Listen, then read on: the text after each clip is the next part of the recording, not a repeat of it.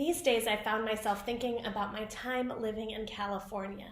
Specifically, I've been remembering what it was like to experience earthquakes. I don't believe that there's anything quite like experiencing the earth shift. Feeling it move right under my feet was awesome in the true sense of the word. It was terrifying and awe-inspiring all at once. Now, from what I understand, the thing about earthquakes is that they leave the ground permanently altered, even the small ones. And certainly the large ones shift the earth, leaving it forever changed.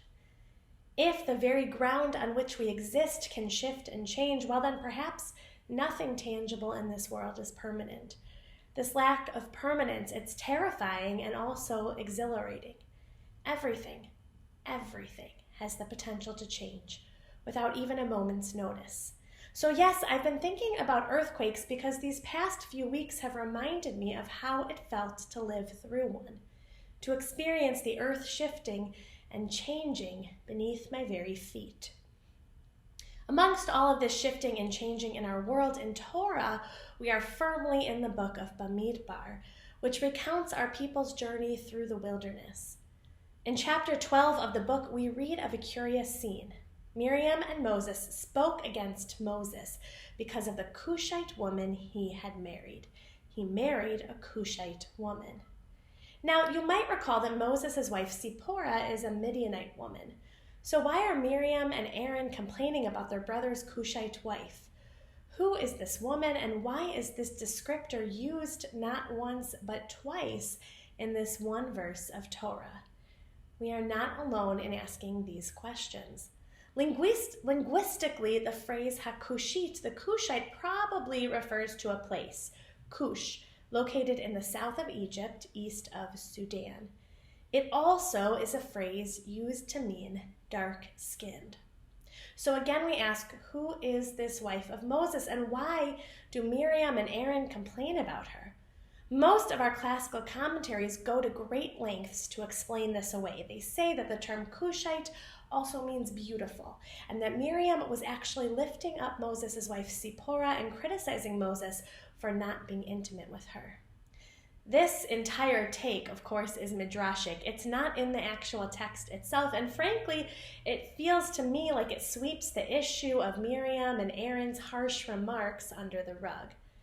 A minority of commentators cite a different explanation. They believe that Moses actually became a king in Ethiopia, and the Cushite wife is a princess that he married during that time.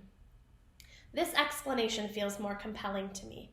Rather than doing mental gymnastics, could it be that the Torah wants us to notice this uncomfortable situation? Or could it be that the Torah too overlooks the main issue here? Miriam and Aaron's prejudices coming out in what feel like a set of snide remarks. Perhaps the Torah is calling to us in this moment to dig a little bit deeper. We never hear from Moses' Cushite wife. We don't even know her name. How did she feel as a member of the community who was never really accepted? What did she think of her sister-in-law Miriam? The Torah here falls short, and so it is up to us. We have to fill in the blanks. And while we can't know what this nameless woman was feeling, we can see her and lift up her presence and let it inform us about those in our community who, like her, are somewhat invisible and certainly marginalized.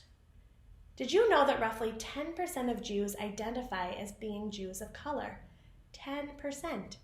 In honor of Moses' Cushite wife, and because, well, the earth has finally begun to shift in the direction of change and progress, and because it's been the right thing to do all along, let's open up our minds and our hearts to some of their experiences and to their wisdom. Won't you join me in committing to reading some of their words and listening to some of their voices? You might try reading the novel The Color of Love by Mara Gad, about a mixed-race Jewish girl. And I invite you to watch the following video talking about race and Judaism, featuring Evan Traylor, who is a rabbinical student at Hebrew Union College, Jewish Institute of Religion, Deetra Reiser, who is the co-chair of the Multiracial Sinai Committee at Temple Sinai in Washington, D.C., and Yolanda Savage Narva, who serves as the vice chair of the Commission on Social Action of Reform Judaism and the co-chair of the Racial Justice Cohort. Reading these words and listening to these voices is only a beginning, an important beginning, and just a beginning. The earth is shifting and changing beneath our very feet. Let's make sure that we do the work to change with it.